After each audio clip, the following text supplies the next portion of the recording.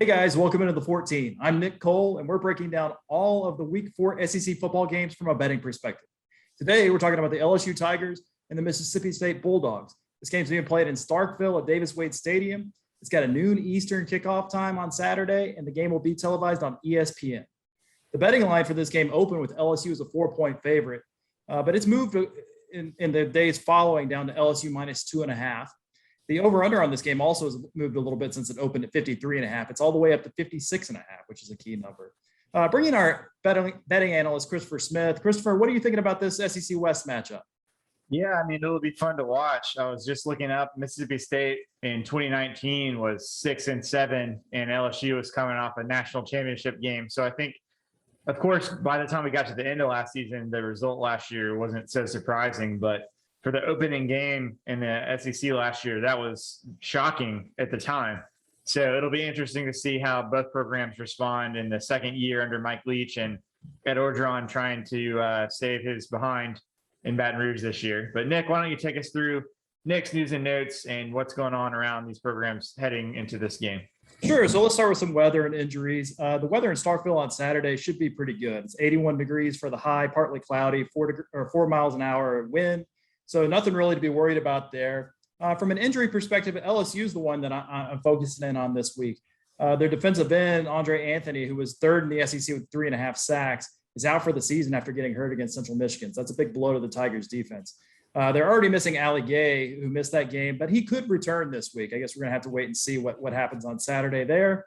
And then there's just a myriad of other players who have lingering injuries that we probably will have to wait until Saturday to find out if they're going to be eligible to play or not in Starkville.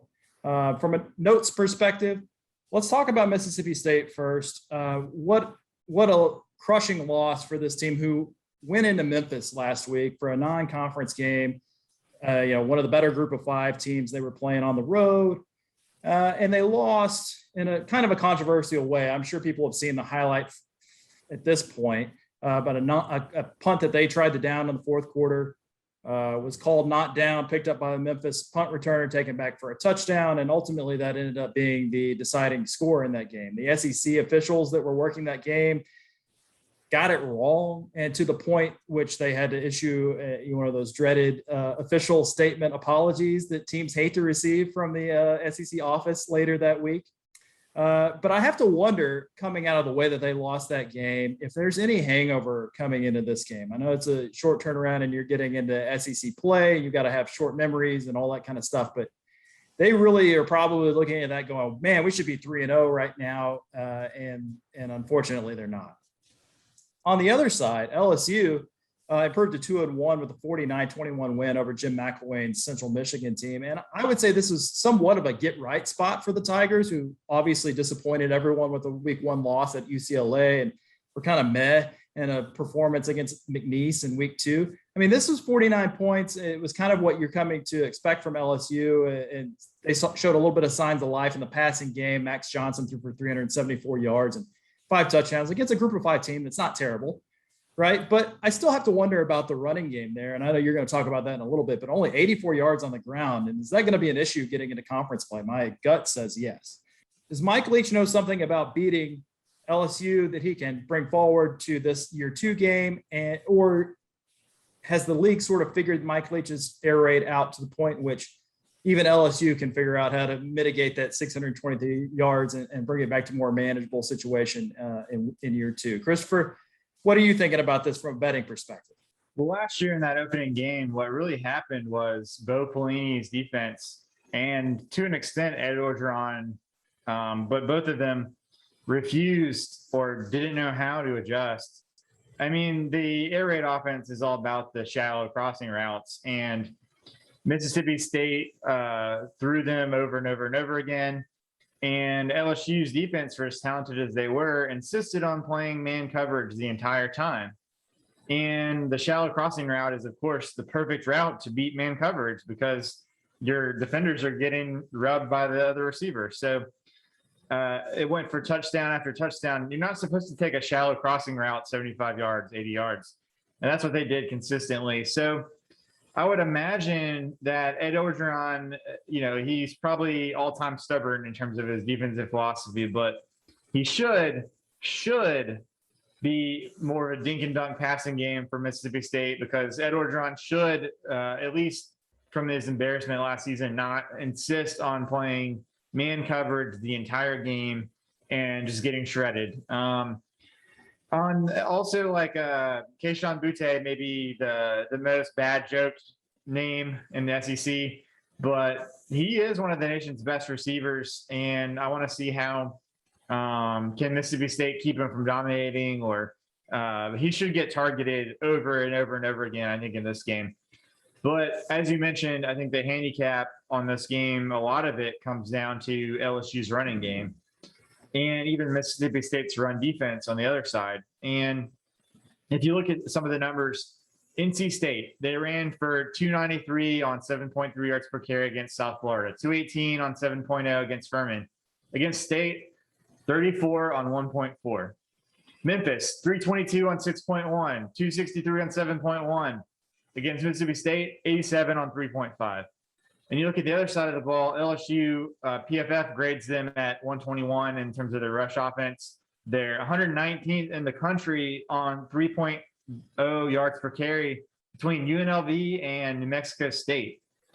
Now, they should be getting starting left tackle Cameron Wire back, and running back Armani Goodwin should return from injury as well. This could be the first time since one of the opening series in the season opener for LSU that they've had their entire starting offensive line together. Will that matter against Mississippi State? I don't think so. Not the way LSU's been running the ball, and not the way Mississippi State's been defending the run. So it's essentially down to Mississippi State containing a really explosive receiver. And on the other side of the ball, it's down to if LSU is not super stubborn, and if they play a defense that's going to make Mississippi State dink and dunk and not take off on 80-yard crossing routes. So, Nick, it looks like you edged me out last week and so far this season on our overall bets. I've got a 3-game lead on you on our best bets, and your dog is tied right there with you. So why don't you try to break the tie this week? What are you betting on this game? Yeah, I got to beat the dog at least, right? So I tell you, I actually, listening to you, feel even more confident in the pick that I wrote down before we recorded this video in the over 56.5. And I'll tell you why. I don't think that LSU is going to be able to run the ball against the Mississippi State defense. I think they're going to throw it out of necessity. And I know Mike Leach is going to throw it because that's what Mike Leach likes to do, even if they're short dink and dunk passes. We're going to see pass after pass after pass after pass. There's going to be a lot of time. And I think over 56.5, I hate it being, over that touchdown threshold on the 8 touchdowns, but I think we can still get there with these two teams. And I don't really like the side on this game because I don't know what to expect out of either of these teams from week to week so far. They're very, there are games that Mississippi State won that they probably should have lost. There are games that they lost that they probably should have won. And LSU, you can't get a read on them yet because a lot of their players haven't been on the field together, like you mentioned. So I'm going to take LSU minus 2.5, but I don't think I would actually bet this. It's for the purposes of the picks. How about you? Yeah, I don't trust anything that Orgeron and LSU are doing at this point. I think if you ever want to have a good time about these two coaches, listen to Chris Landry's podcast. He's worked for Saban and Belichick, and now he just kind of does his own scouting and content, but he hates both of these coaches basically with a passion, at least not personally, but the way that they operate on the football field, he is not a fan of. And it's fun to listen to some of his rants, but it's hard to trust either of these coaches, as you said, but I'm going to go with Mississippi State plus 2.5 on the side, simply because I think LSU is getting a lot of credit for its brand name at this point. And, this is a road game for them. And last year's beatdown took place in Baton Rouge. But I prefer the under 56.5. That's what I would be looking at more closely. I'm going against Nick here, but I don't think LSU, outside of maybe a few explosive plays from a receiver or two where they have a matchup advantage, it's going to be very, very tough for them to move the ball and get first downs consistently. And on the other side, I think LSU is going to have a completely different game plan than they did last season. I'm going with the under 56.5 there. For Nick Cole, I'm Christopher Smith with the 14, and we'll talk to you next week.